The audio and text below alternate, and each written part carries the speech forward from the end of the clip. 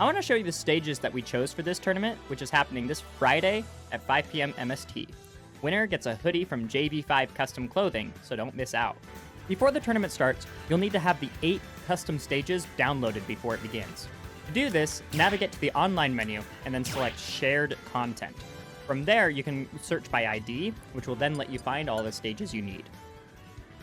Thank you to everyone who submitted stages for this tournament. I genuinely learned a lot about what's possible with Stage Builder and was shown some of the coolest stages I've ever seen. Shoutouts to the Tin Gang Discord, hosted by Tevlev Gaming, for their vibrant and awesome custom stage community. You guys have submitted some really cool stuff. Ultimately, though, 8 stages had to be chosen for the tournament. Here's what the final rule set is going to look like. Groovy Smash by Beta Freaky is simply Battlefield. Well, kind of. The pendulum motion of the stage may cause some seasickness, but the platforms are a weird form of stability on this stage. Not a very complicated stage, but it doesn't need to be. That's what makes it a great starter pick for this rule set.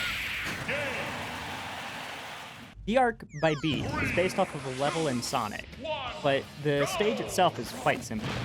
The only thing that's happening on this stage is the purple platform on the right. As this match progresses, it slowly moves closer and closer to the yellow platform until they'll eventually merge into one.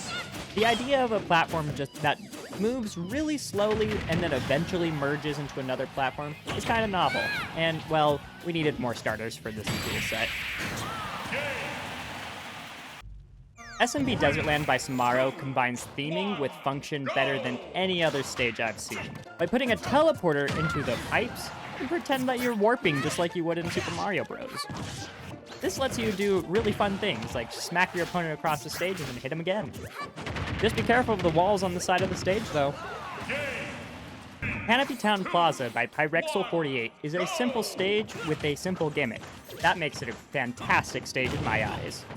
With a clean 4-platform layout, the gimmick of this stage really gets to shine through. The foliage of the canopy is supposed to obscure the characters as they get launched towards the blast zones, making it harder to know when and where you're going to recover. Having just a little uncertainty on where your opponent's going when they recover can make all the difference. Super Smash Desk by V Cosmos is inspired by the opening cutscene of the original Super Smash Bros. Game.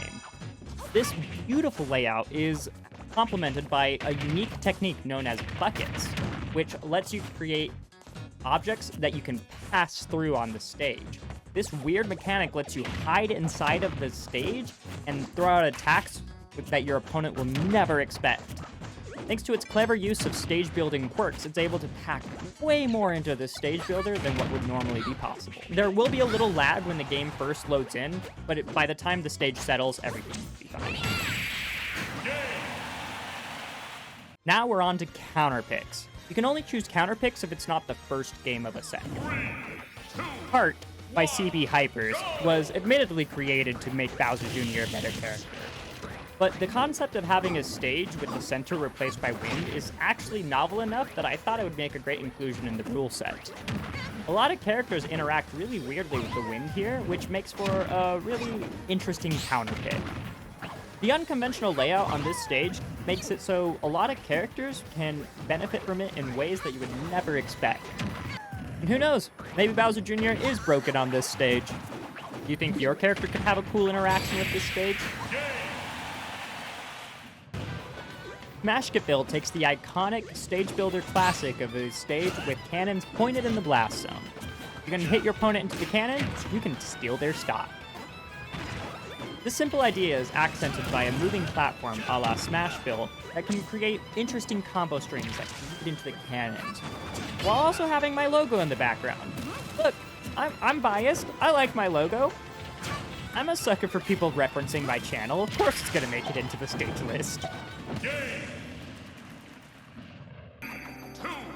The Dream Forest by Kestar is a beautiful stage that has one central gimmick: water.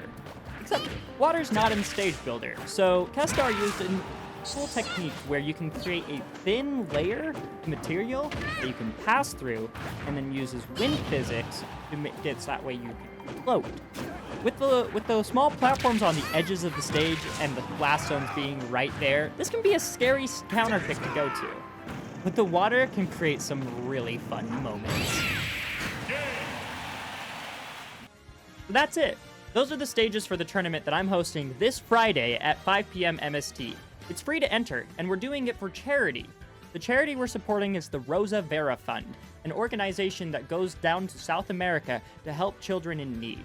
For every dollar raised here in America, it converts to as much as $8 down in Bolivia to help children in Bolivia get life-changing medical care, such as a wheelchair, for a fraction of the price. If you want a chance to win a hoodie from JV5 Custom Clothing, a clothing brand that is dedicated towards creating custom Smash-inspired merch that it doesn't scream that it's from Smash Bros., you should totally sign up for this tournament. We're competing on custom stages for a good cause, and I hope everyone comes out to see the stream on this Friday.